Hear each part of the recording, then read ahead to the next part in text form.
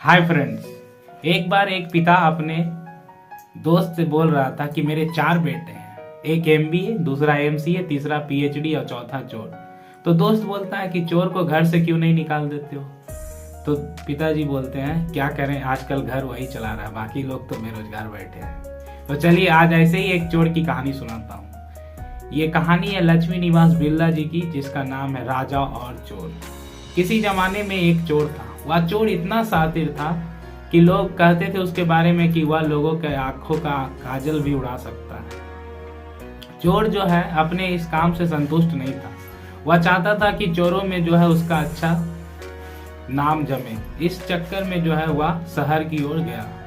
शहर जाकर वो चारों तरफ घूमा तो उसने सोचा कि क्यों ना राजा के महल से ही जो है शुरुआत किया जाए। तो उसने राजा की महल में चोरी करने का ठान लिया। राजा के महल में एक घड़ी था जो कि हर घंटे पे एक घंटा का आवाज निकालता था, जो कि बहुत ही जोर का रहता था और दूर दूर तक उसकी आवाज जाती थी। तो उसने क्या किया कि जब भी घड़ी का घंटा बजता था तो वो दीवार में एक कील ठोकते गया और हर घंटे इंतजार करते करते उसने दीवार में पर्याप्त कील ठोक दिए और उस कील के सहारे जो है वो महल पे चढ़ गया। महल में चढ़ते ही उसने राजे के खजाने से हीरे की चोरी कर ली। सुबह को जब पता चला तो राजा बोला कि शहर में सिपाहियों का जो है गश्त बढ़ा दो। वह उस समय वहां भेष बदलकर था सभा में। तो उसे पता चल गया कि कौन कौन सिपाहियों को जो है शहर में तैनात किया गया।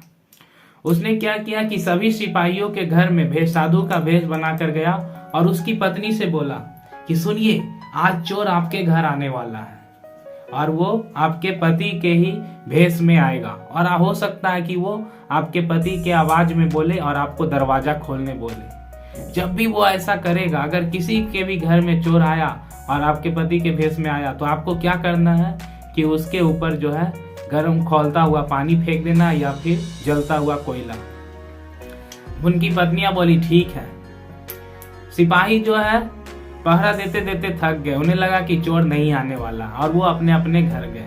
जब घर गए तो उनकी पत्नियां उन पे खौला हुआ पानी तो किसी की पत्नी जलता हुआ कोयला फेंक दिया। सारे सिपाही जो है जलकर घायल हो चुके थे। सुबह में जब राजा को पता चला कि ऐसा ऐसा घटना हुआ तो राजा बोला कोतवाल को, आज तुम ही जो है ड्यूटी करोगे। कोतवाल बोला जी है। कोतवाल जो है ड्यूटी किया तो चोर को पता चला कि आज कोतवाल ड्यूटी कर रहा है। चोर कोतवाल के सामने बोलता है मैं ही चोर हूँ, मुझे गिरफ्तार कर लो। तो कोतवाल को लगा कि कोई मजाक कर रहा है, तो बोला कि नहीं मैं ही चोर हूँ।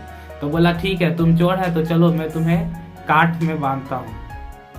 वह बोला ठीक है चलो बांध दो। चोर बोलता है कोतवाल से कि सुनिए ना, काठ में तो हमको बांध दीजिएगा, लेकिन ये काठ लगाया कैसे जाता हमको भी सिखा दीजिए। कोतवाल बोला ठीक है, देखो इसमें दोनों हाथ पैर इस तरह से डालते हैं। जैसे ही कोतवाल काठ में अपना हाथ पैर डालता है, चोर ताला लगाकर चला जाता है। इधर कोतवाल जो है, ठंड की रात थी, ठंड में रात भर सिकुड़ता रहा। सुबह जब सिपाही देखते हैं तो राजा को बताते हैं कि चोर ने तो कोतवाल को ही बंदी बना रखा है। राजा को बहुत हैरानी हुई। वह चोर को पकड़ने के लिए इस बार खुद निकल गए।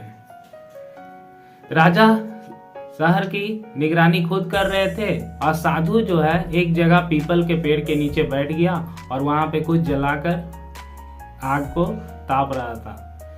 राजा जो है उस चोर के आसपास से 2 बार गुजरते हैं, जो कि साधु के वेश में थे। तीसरा बार जब राजा गुजरता है तो वह साधु से बोलते हैं कि सुनिए ना, इस चोर को पकड़ना है, ऐसा कीजिए ना कि आप जो है राजा बन जाइए, मेरा ड्रेस आप पहन लीजिए और आपका जो है साधु वाला ड्रेस पहन के हम यहाँ बैठ जाता हूँ।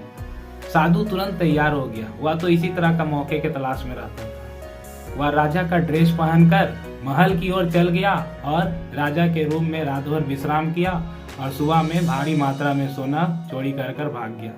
इधर जब सुबह के 4 बजे तो राजा को लगा कि अब जो है चोर नहीं आएगा, तो वह जो है महल के पास गए। सिपाही तो सोचे कि अरे महाराज तो रात में ही आ गए, ये जरूर चोर होगा, और राजा को चोर समझकर सिपाहियों ने उन्हें बंदीगृह में बंद कर दिया। सुबह को जब संतरी राजा को देखता है तो वह पहचान लेता है और उनसे माफी मांगता है कि हम लोग से गलती हो गया। तो राजा बोलते हैं कि अच्छा जो हुआ सो हुआ, ऐसा करो कि पूरे नगर में जो है ढिंढोरा पिटवा दो कि जो भी चोर है अगर वो खुद आकर यहाँ पे अपने आप को आत्मसमर्पण कर देता है तो उसे भारी मात्रा में इनाम दिया जाएगा।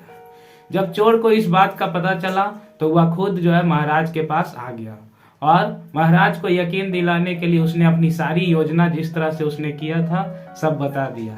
महाराज उसके शातिर दिमाग पे बहुत प्रसन्न हुए और उसे पर्याप्त मात्रा में जमीन दिए। तब से चोर जो है चोरी करना छोड़ देता है और जमीन पे खेती कर कर अपना जीवन व्यतीत करता है और अपना परिवार भी बसा लेता है। तो दोस्तों आपने देखा कि राजा ने चोर को सुधारने के लिए किस तरह उसे रोजगार दिया, मतलब जमीन दिया कमाने खाने के लिए।